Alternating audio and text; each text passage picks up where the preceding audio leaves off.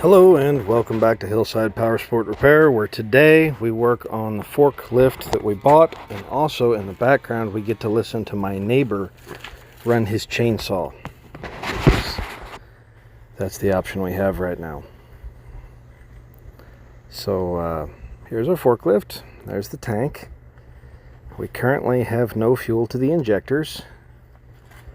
We have the rough idea that this is probably going to need an injection pump, but as with anything else, especially if it's mine, I'm absurdly cheap and would like to take a moment just to figure out if this is actually what it needs.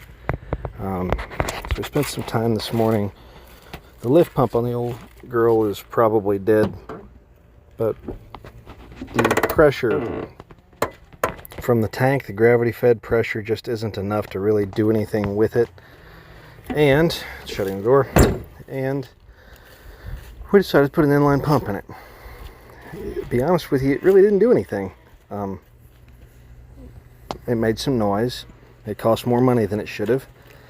And we did end up using that particular pump to clean the factory tank out, the fuel tank, most of the way. So that was cool. But beyond that, we really didn't do much good. We tried, and obviously this is one of those times in Missouri where it's like 112, and that was that.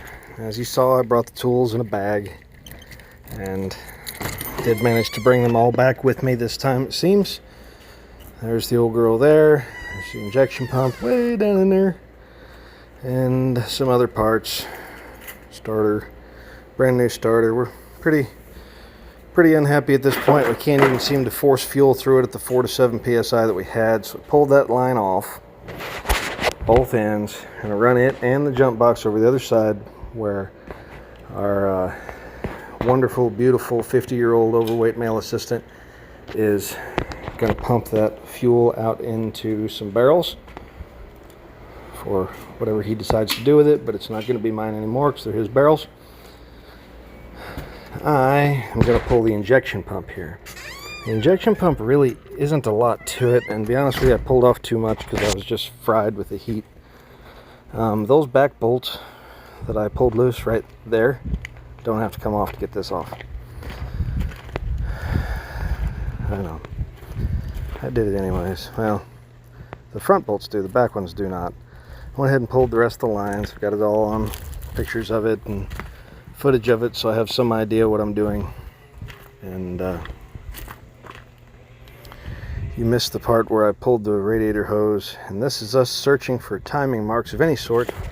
Cannot find any timing marks, so on the end of that piece of wire is some green spray paint we had in the truck. I sprayed it into a rubber glove and then used that piece of wire. We'll get a better angle on it here in a minute. You can kind of see how there's 3 teeth there, 2 on the engine side and 1 on the pump side, that we decided to mark because we did not bother putting the engine in time prior to pulling it apart. And that's my chest and beard. I'm not sure why I left that in there. I'm sure it was a really good reason. Anyways, went back in here. Oh, I was getting more paint. Put a few more coats on this and allowed a few minutes for it to sit.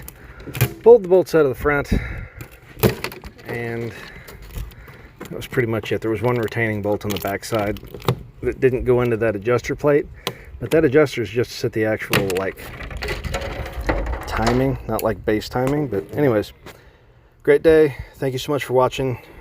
Please